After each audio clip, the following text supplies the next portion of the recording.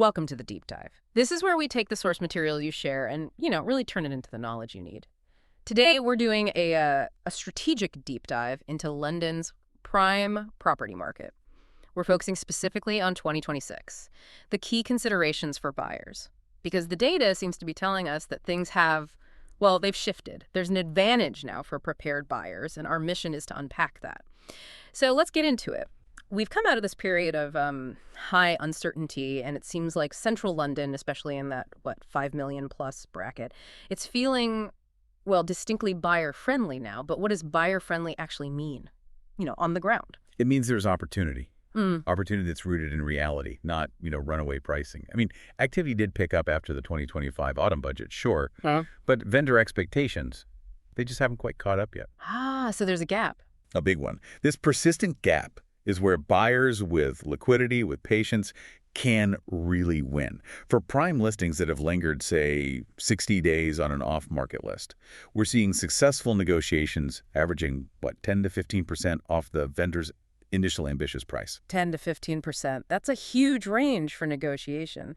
But, okay, if the central market is all about patience, the suburbs seem to be a completely different story. I'm thinking Wimbledon, Fulham, Islington, even London Fields. That's spot on, especially in that £1 to £3 million range. Right. And the key thing here is the driver.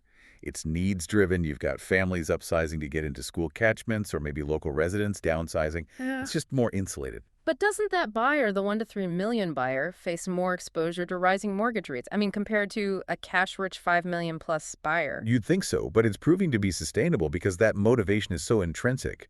The desire to be near a specific outstanding school.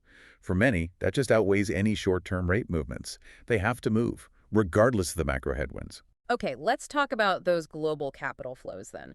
With all the changes to the non-dom regime, who is actually stepping into that high-end void? Right, so this is where it gets really interesting. The non-dom changes.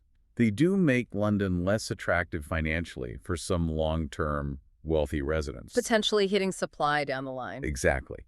But despite that, the demand for a London base is still incredibly high. We're seeing, for instance, a lot of distinct activity from American buyers. And why them specifically? They're often viewing London as a sort of political safe haven, and we're also seeing Turkish buyers who are looking for stable, tangible assets. And these are the people competing for the very best properties, which I guess leads us straight to the off-market strategy. It does. Selling agents, they use the off-market approach to test premium pricing without, damaging the property's reputation, keep it in their private database. If a price gets compromised or if there are issues, then it hits the public portals later. So the key takeaway for you as a buyer is that if you're only looking on Rightmove or Zoopla, you are, frankly, seeing the leftovers. The truly special, best-in-class homes. They almost always sell before they ever become public knowledge. That's a crucial piece of strategic context. Okay, so we have to talk about the elephant in the room. Yeah. The biggest known future cost, the new mansion tax. the annual surcharge. It's set to start in April 2028, and it hits properties valued above £2 million. So what's the most important strategic question that raises for someone buying this year in 2026? Well, the surcharge itself, it's actually modest. It's between, say, £2,500 and £7,500, depending on the value. But, and this is the critical detail, the assessments that decide who pays will be based on 2026 valuations. Wow. So this year's value locks in your liability base for years to come. For years. So we expect to see immediate strategic pricing adjustments, especially for homes that are hovering right around that £2 million threshold. So what does this all mean?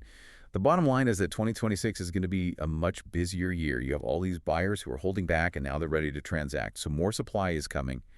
But, and this is important, while buyer confidence is definitely up, we don't expect that to immediately translate into a big jump in prices. Which means there's a strategic window. A real window to negotiate. Okay, so here's a final thought for you to mull over as you're exploring the market. If locking in a lower valuation in 2026 could mean you avoid or at least mitigate that 2028 mansion tax for the foreseeable future, how does that potential long-term saving influence the urgency of your purchase and your final negotiating stance this year? Something worth exploring on your own.